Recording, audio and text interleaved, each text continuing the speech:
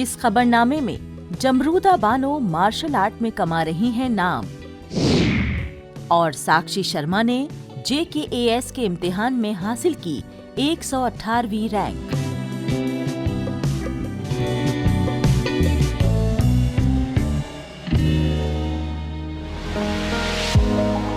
जम्मू कश्मीर में खेल के शोबे में जबरदस्त इनकलाब आ चुका है। माहौल बदलने से खेलों के तई रुझान भी बढ़ा है और खेल सहूलियात मुहैया होने से खिलाड़ियों का हौसला भी बढ़ा है। लड़के ही नहीं, कश्मीरी लड़कियां भी खेलों की दुनिया में अपना नाम कमा रही हैं।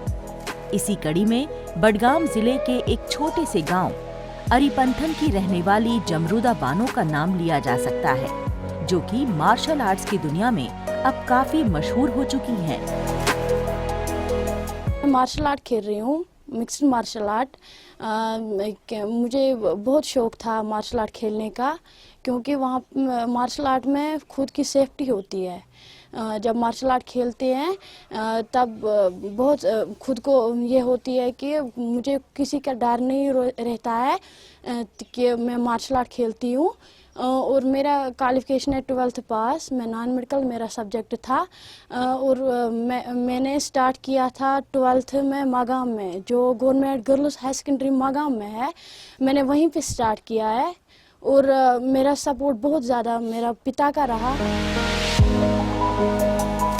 जमरूदा का ताल्लुक एक गरीब कुंबे से है। इनके वालिद माजूर हैं और भाई मजदूरी करता है, लेकिन अपने कुंबे की खराब माली हालत के बावजूद जमरूदा ने मार्शल आर्ट्स के शोबे में नाम कमाने की अपनी मुहिम के दौरान कभी हार नहीं मानी और 3 कौमी तिलाई तमगे जीते। इन्होंने स्कूल लेवल से अपने सफर का आगाज किया और अब तक ये मुख्तलिफ मकामात में कई जिला, स्टेट और कौमी लेवल के टूर्नामेंट खेल चुकी हैं। जो मेरी साथी है जमरूदा, उसने 3 नेशनल्स खेले हैं और मैंने भी 3 नेशनल्स खेले हैं। यहाँ पे उतनी फैसिलिटीज़ नहीं है, तो हम खुद ही लड़कियाँ मिलती है, फिर खुद ही मतलब प्रैक्टिस स्टार्ट करती है। पहले जब हम निकलते थे तो लोग ना बुरा भला वो कहते थे, तो फिर हमें स्टेट खेला, नेशनल खेला, फिर लोगों को भी लगा ये अच्छी है मतलब अब ये। इसलिए मैं बोलती हूँ हर लड़की को ना घर में नहीं रहना चाहिए, अच्छी तरह से निकलना चाहिए। मतलब सपोर्ट से एक बहुत बड़ी ये है जिससे ना इंसान अच्छी तरह से मतलब अपने आप को आगे बढ़ा सकता है। तो कितना टफ रहता है प्रैक्टिस? प्रैक्टिस तो बहुत टफ रहती है इधर, मतलब बहुत हार्ड प्रैक्टिस करते हैं हम लोगों का बस एक ही सपना है, हम मतलब आगे जाए। और हाँ, जब हमने स्टेट और नेशनल खेला तब हमारा इंटरेस्ट बहुत बढ़ गया, मतलब हम ना आगे जाना चाहते हैं। जमरूदा बानो ने मार्शल आर्ट सीखने के दौरान बहुत जद्दोजहद की, क्योंकि प्रैक्टिस के लिए गांव में किसी भी तरह की सहूलत दस्तयाब नहीं थी। इन्हें प्रैक्टिस के लिए अपने गांव से बडगाम जाना पड़ता था। इस दौरान इनकी काफी मजम्मत भी हुई, लेकिन इन्होंने अपनी जद्दोजहद जारी रखी और ये साबित कर दिया कि लड़कियां कभी भी लड़कों से पीछे नहीं रहती हैं। मेरा बहुत शौक है, क्योंकि मेरी माँ उधार पैसे लाते हैं, मेरा पिता उधार पैसे लाते हैं और मुझे रुकाने की जरूरत, मुझे रुका नहीं सकते। वो मुझे बोलते हैं नहीं बेटा, मुझे भी शौक है, मेरा माँ बाप का बहुत शौक है मुझे कि ये आगे बढ़ सकती, क्योंकि मैं लड़की हूँ।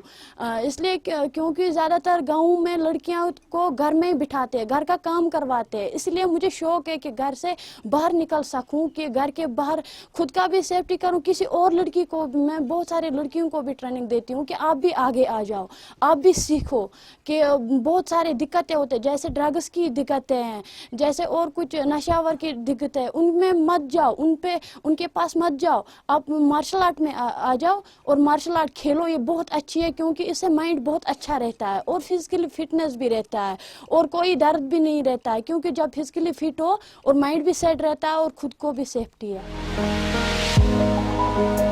इस मुहिम के दौरान जमरूदा बानो के कुंबे ने मैदान में और मैदान के बाहर भी इनका पूरा साथ दिया।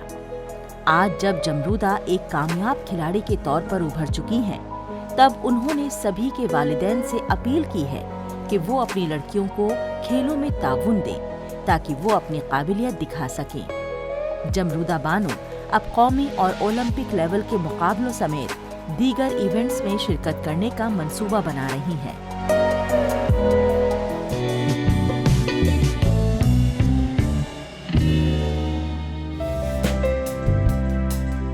जम्मू कश्मीर के राजौरी जिले की सुंदरबनी तहसील से पहली बार 5 लड़कियों ने जम्मू कश्मीर एडमिनिस्ट्रेटिव सर्विस का इम्तिहान पास किया है। देवक गांव में रहने वाली साक्षी शर्मा इन 5 लड़कियों में से एक है। इन्होंने अपनी पहली ही कोशिश में ये आला तरीन इम्तिहान पास किया है। सुंदरबनी, जिसे आमतौर पर तालीम के शोबे में जम्मू कश्मीर में मिनी केरला के तौर पर जाना जाता है, यहाँ के नौजवान हर शोबे में आगे बढ़ने की चाह रखते हैं।